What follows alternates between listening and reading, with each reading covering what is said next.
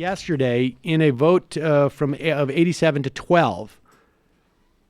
And that includes, you do the math, 38 Republicans joining the 49 members of the Democrats, because all Democrats, and I guess 37 because probably Bernie as well. Or no, 49 would be all the Democratic members of the caucus, I would say. The First Step Act passed. It basically only impacts the federal prison system. And I think federal prison accounts for maybe 10% of all people in prison, somewhere around there. And it allows inmates to earn reduced sentences, attempts to lower recidivism rates. There is a different version that passed the House, so they're going to have to reconcile those, but there's every reason to believe that a Democratic House will be just as easy, if not easier, to deal with than a Republican House. It does not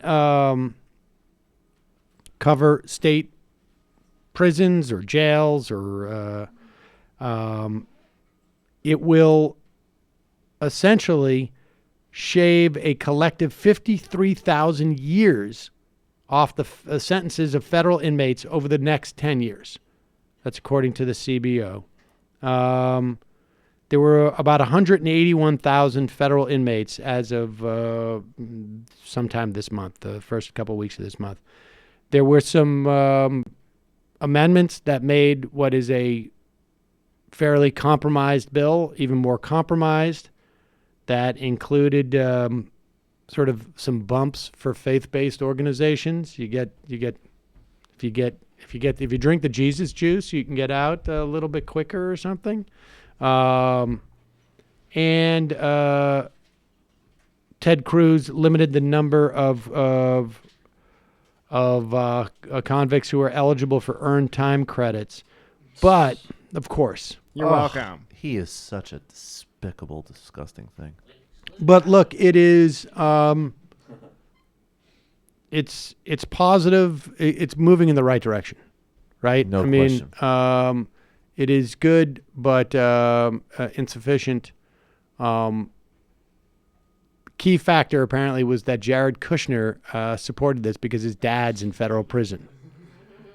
So, and as Neil Meyer, I don't know who this guy is, the editor at the Call.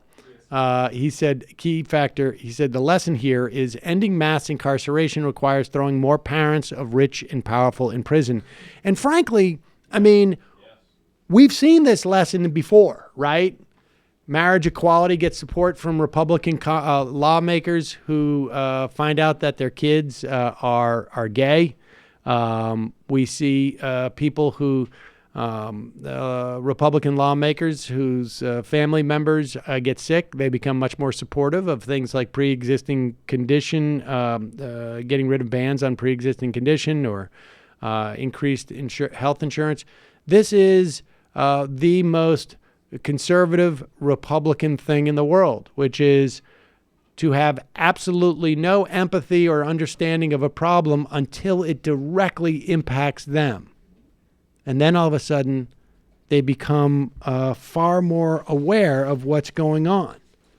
Yeah, I mean, I'm a prison abolitionist, but this might be one case where the carceral solution is a step in the right direction. There you have it. And I'm trying to find...